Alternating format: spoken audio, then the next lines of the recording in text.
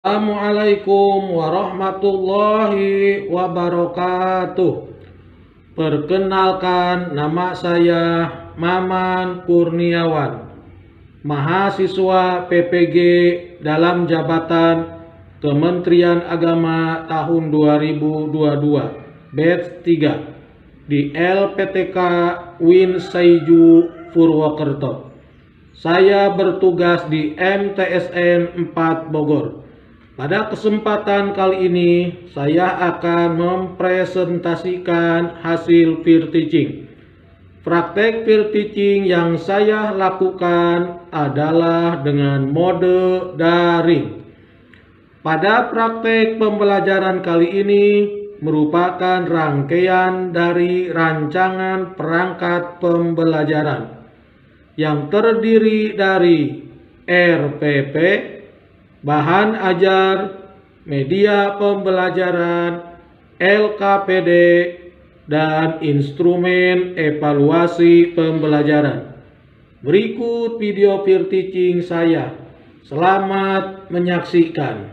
Allah Ta'ala untuk berdoa. Yang mimpin doa ini saya serahkan kepada Oma Irama, pimpin doa, baca Al-Fatihah, silakan.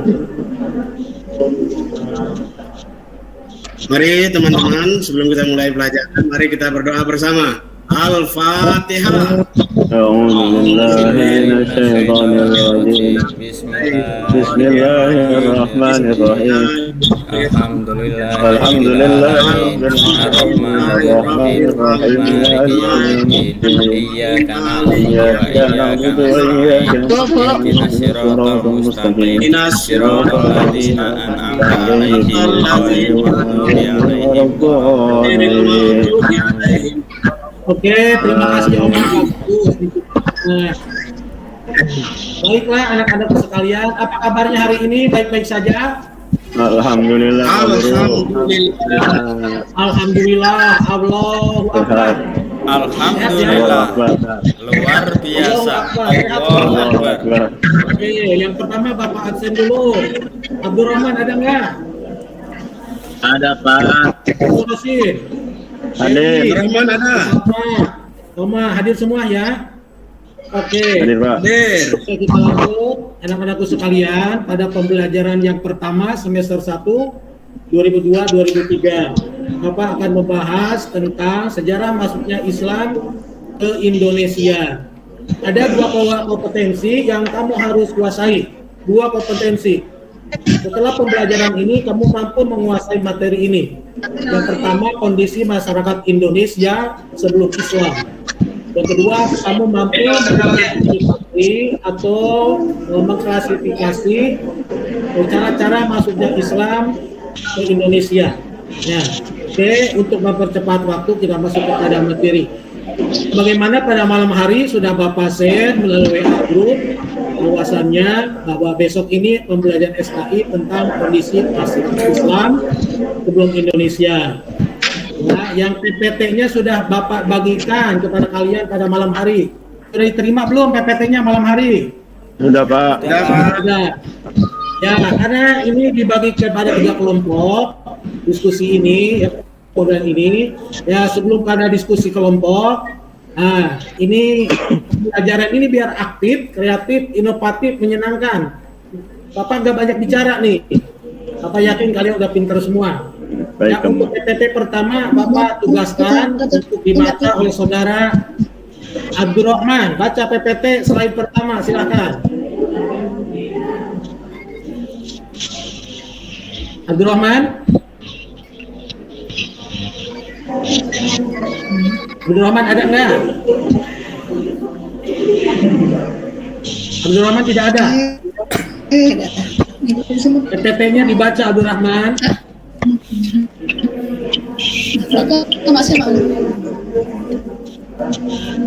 belum ada. Ada nggak PPT-nya? Hilang. Nah, sudah kelihatan. Oke, siapa aja dan boleh baca PPT-nya. Yang kondisi ekonomi itu ya Pak. Nggak ada. Sini Ibu, sini. Oke, kalau nggak ada Bapak baca ya. Iya, Bapak Bapak. sambil menjelaskan. Tadinya Bapak tugaskan Abdurrahman untuk membaca slide pertama, yang kedua slide 2 Bapak Omar. Oke, karena Abdurrahman mungkin belum ada. Kondisi masyarakat Indonesia sebelum Islam. Belum ke sana, Bapak akan melakukan pretest dulu nih, ya. Bisa boleh menjawab. Nah, pertanyaannya, kira-kira sebelum Islam datang ke Indonesia, orang Islam menganut agama apa? Silakan jawab. Halo? Hindu Buddha, Pak. Saya Pak. Saya, Pak. Ayo silakan. Ya, Boleh. Hindu Buddha, Pak. Agama apa? Silakan. Sebut namanya. Agama Hindu dan Buddha. Agama Hindu. Oke. Saya Pak. Ya. Kemudian ada satu kerajaan yang menghalang-halangi datangnya Islam. Kerajaan apa? Yang bisa nggak tuh? Saya Pak. Kerajaan Sriwijaya. Kerajaan Sriwijaya. Ya, Sriwijaya Pak. Sriwijaya. Pertanyaan satu ada yang menjawab, pertanyaan kedua belum ada yang bisa. Oke, Bapak bahas ya. Kondisi masyarakat Indonesia sebelum Islam. Yang pertama, dari segi ekonomi, bangsa Indonesia senang berdagang, senang bercocok tanam, berternak, bahkan banyak yang melaut, berlayar. Itu sebagai nafkah untuk keluarga pada saat itu. Kedua, dari segi agama. Pada waktu itu sebelum Islam datang, masih beragama Hindu Buddha sekitar 1500 sebelum Masehi. Ya, itu masih percaya kepada animisme dan humanisme. Saya Allah roh gaib dan benda-benda gaib. Dan ketiga, kondisi sosial budaya. Masing-masing daerah mempunyai adat suku yang beragama membentuk keanekaragaman bangsa Indonesia. Yang keempat, kondisi masyarakat secara politik. Sebelum Islam datang, ada sebuah kerajaan yang hebat, yang tangguh, yang jaya, yang tersohor ke seluruh dunia, yaitu Kerajaan Sriwijaya. Saat itu ketika para dai masuk Islam, banyak tentara yang menghalang-halangi Islam, tidak boleh masuk ya ke Indonesia. Ini lain lagi ada ceritanya setelah Islam datang, bagaimana keadaan Sriwijaya. Oke. Itu tetap kondisi. Untuk selanjutnya, slide 2, Bapak silakan pada Oma Irama. Nanti. Oma Irama, slide 2 silakan baca. Yuk. Baca Pak. Ya Pak, sebentar Baca, Pak. anak-anak. Ya, silakan. Slide 2 baca. Pak. Cara berjalan Islam di Indonesia. 1. Perdagangan. 2. Perkawinan. 3. Pendidikan. 4. Seni budaya. 5. Politik. Pada abad ke-7 sampai abad 16 banyaknya perdagangan Arab. Para dai mengawini putri bangsawan. Ya, pendidikan.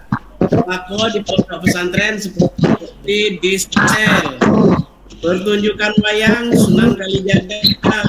Para raja masuk Islam terlebih dahulu, baru rakyatnya Pak. Oke, terima kasih. Tepuk tangan untuk Oma, pintar. Bagus. Nah, harusnya cara bacanya Oma, satu yang di buletin itu baca dengan penjelasan ke bawah. Oke, bagus. Ya. Oke, ulang sekali dengan penjelasan ke bawah. Ya. Tidak apa-apa. Anak-anakku sekalian, tadi teman kamu, Oma Irama, telah menjelaskan cara penyiaran Islam di Indonesia. Ada yang mulai perdagangan, perkawinan, pendidikan, seni budaya, dan politik.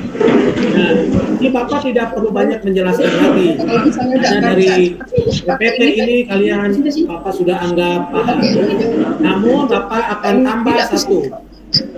Penyiaran Islam dengan cara politik, yaitu di mana para raja didekati oleh para dai, ya, untuk masuk Islam, dikenalkan tauhid, dikenalkan akidah, dikenalkan sunnah Rasulullah SAW.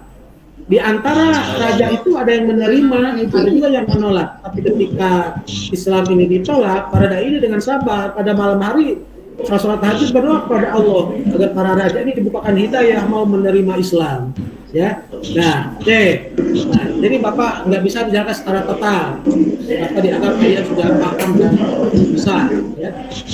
Untuk selanjutnya, setelah 2 PPT ini Bapak bayangkan, adakah pertanyaan dari 2 permasalahan ini? Silakan yang bertanya. Saya Pak, Pak Oke. saya. Silakan. Penyiaran Islam ada 5 cara Pak ya. Mana yang paling dominan Pak? Penyiaran Islam kan ada 5 cara. Mana yang paling dominan? Penyiaran Islam ada 5 cara. Mana yang paling Ya. dominan? Ya, yang menjawab ini Bapak persilahkan kepada Musafa. Musafa, jawab kamu. Ya Pak. Tidur wae, bangun. Semangat. Iya Pak. Dari ke 5 faktor itu, 5 cara. kelima cara itu semuanya saling melengkapi Pak. Nggak ada yang dominan satu sama yang lain karena saling terkait. Oke. Cuma segitu jawabannya. Ada lagi nggak? Nggak ada. Ada yang lain yang mau menjawab? Tidak ada. Tidak, Pak. Tidak ada. Tidak ada, Pak. Apakah masih ada pertanyaan sebelum masuk diskusi nih? Ada lagi nggak pertanyaannya? Oke Pak, Silakan, ada yang bertanya nggak? ada. Saya Pak. Silakan. Ini Pak, minta jelaskan tentang animisme dan dinamisme dan contohnya. Oh, itu. Ya, Adakah yang mau menjawab? Silakan yang menjawab. Kalau nggak ada, Bapak tentukan. Dewi jawab, apa animisme, dinamisme? Tidak ada. Oma Irama, apa animisme, dinamisme? Saya Pak, Boleh. animisme itu percaya kepada roh-roh. Yang Ya. mana roh itu dapat mendatangkan manfaat roh pada yang bersangkutan. Ya. Contoh, kalau praktek di daerah kita ada yang sakit lalu memasang sanggar di tempat tertentu. Nah, itu Oke, animisme, jawabannya Pak. dianggap bagus jawabannya. Sekarang sebelum masuk diskusi, Bapak akan tanya. Ya, siapa yang bisa menjawab beri nilai 100? Siapakah tokoh penyiar Islam ke Indonesia dengan cara politik? Silakan. Diberi waktu 2 menit. Siapakah tokoh penyiar Islam ke Indonesia yang mendakwahkannya dengan cara politik? Silakan. Kalau salah nggak apa-apa. Kalau salah beri nilai 70. saya Pak. Ya. Bapak Kiai Abdul Somad. Abdul Somad 80. Ada lagi? Saya Pak. Yo, Saya Pak, Saya Pak. boleh. Siapa? Ayo, sebut namanya. Pak Edi Pak, Edi. Kiai Haji Edi. Edi mah tokoh politik, bukan bidang dakwah. Oke, apa jawab? Ya, tokoh penyiar Islam ke Indonesia dengan cara politik banyak sebetulnya. Ya, tapi menurut Nahdlatul Ulama ada seorang syekh namanya Syekh Subakir yang mendakwakan Islam ke Indonesia mendekati Ratu Alingga. Ratu Alingga itu tidak masuk Islam, masuk Islam rakyatnya. Rakyatnya diizinkan masuk Islam. Itu salah satu kehebatan Syekh Subakir mendakwakan Islam ke Indonesia dengan cara politik. Rakyatnya pada masuk Islam, tapi ratunya belum. Ya anak-anak, kita lanjutkan dengan cara selanjutnya pembelajaran diskusi mengenai cara-cara masuknya Islam ke Indonesia.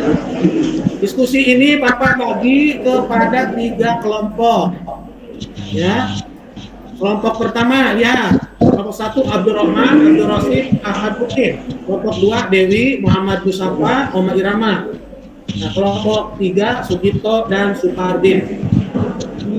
Nah, kan membentuk kelompok anak-anakku, satu meja dikelilingi oleh 3 orang atau 4 orang. Silakan membentuk kelompok. Siap Pak. Siap. Siap. Sudah terbentuk belum? Siap. Ya Pak. Sudah terbentuk ya? Oke, lihat. Siap, Kelompok Pak. 1 Ya, Abdurrahman, Abdul Rosid. Ini pertanyaannya nanti kamu jawab di kertas 1 lembar. Ya, jawabannya dengan cara diskusi. Nanti kamu ke depan kelas untuk dipaparkan, untuk dijelaskan. Tugas kelompok 1, deskripsikan penjarahan Islam melalui perdagangan. Kaitkan dengan koperasi Indonesia. Oke, bisa dipahami kelompok 1? Paham, Pak, paham. Kelompok 2, buatlah peta konsep cara penyiaran Islam di Indonesia. Oke, ketuanya Muhammad siapa? Bisa dipahami ya? Siap, Pak. Oke, lanjut kelompok 3, tugasnya jelaskan yang dimaksud animisme dan dinamisme, dipimpin oleh Rosidin. Silakan dibentuk kelompok, diberi waktu 10 menit. Oke, siap. Tapi dalam waktu cepat Bapak ambil kembali. Silakan, Bapak tunggu sambil Bapak ngontrol ke link kepada kelompok 1. Keluarkan kertas kartonnya atau kertas 1 lembar APS. Lanjut ya.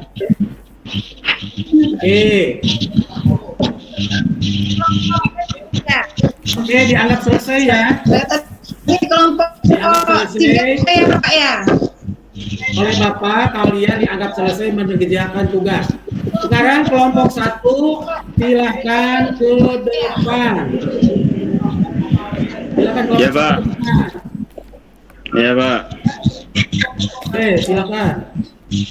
Wakilan Kang siapa? Ya, Pak. Kelompok 1 silakan. Saya Pak Abdul Rosid. Diperlihatkan Saya, Pak. ke kamera hasilnya, diperlihatkan. Dibaca aja, Pak, ya. Oke, silakan. Dibaca, Pak, ya. Oke, silakan dibacakan. Saya Pak Abdul Rosid. Ye, Siapa, Pak? Saya. silakan Abdul Rosid. Ya. Ya, Pak, siap. Hasil dari diskusi kelompok 1 yaitu jawaban kelompok 1 Yuk, tentang silakan. diskusi masuknya Islam dengan perdagangan yang dikaitkan dengan koperasi, Pak. Ya. Sejarah mencatat rakyat banyak tokoh Muslim Indonesia.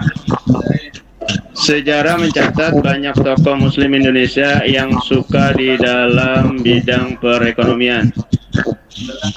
Muhammad Hatta adalah salah satu contoh tokoh Muslim yang ikut mewarnai perekonomian Indonesia. Dengan nilai-nilai keislaman, ia dikenal sebagai Bapak Koperasi, di mana badan usaha berbentuk koperasi merupakan saka guru perekonomian Indonesia. Contoh lain adalah Haji Samhudi, Pak, seorang pedagang batik dari Laweyan, Surakarta pada 16 Oktober 1905 Masehi.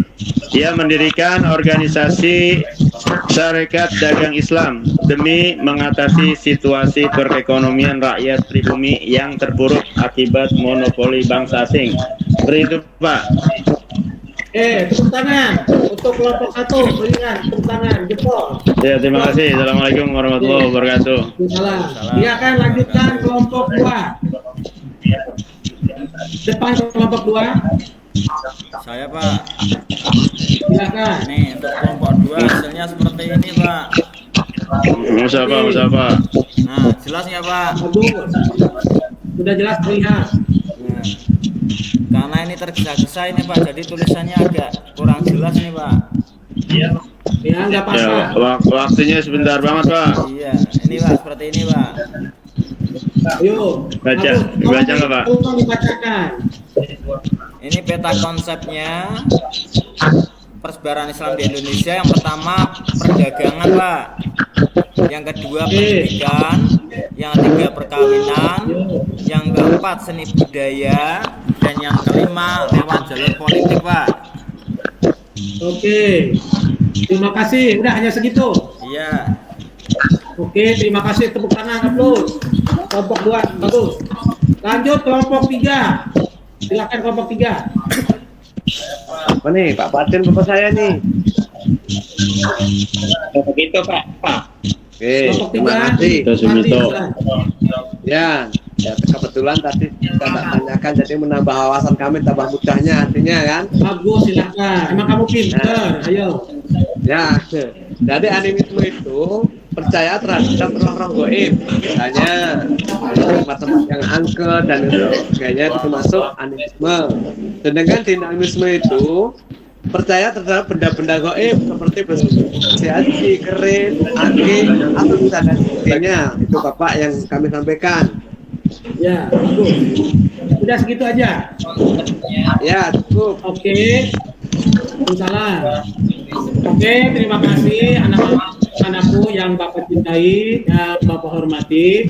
Untuk pembelajaran pertemuan pertama semester 1 ini, ya, tentang sejarah masuk Islam ke Indonesia, nanti akan dilanjutkan pada Senin depan dengan kompetensi yang berbeda, itu ya. Oke, terima kasih kepada 38 nilai hasil rekomen kalian ke depan. Kelompok 1 95, kelompok 2 95, kelompok 3 93. Tangan. Oke, terima kasih, semangat semuanya. Yo, ya, dari Bapak mohon maaf penyampaian hari ini hanya segitu saja. Ya, mudah-mudahan kita diberkahi oleh Allah Subhanahu wa taala. Selanjutnya yang mimpin doa ini, doa penutupan ya dengan baca surah Wal Asri. Bapak silahkan kepada Muhammad Mustafa pimpin doa Wal Asri, silahkan. Siap, gerak, berdoa, mulai. A'udzubillahi minasyaitonir rajim.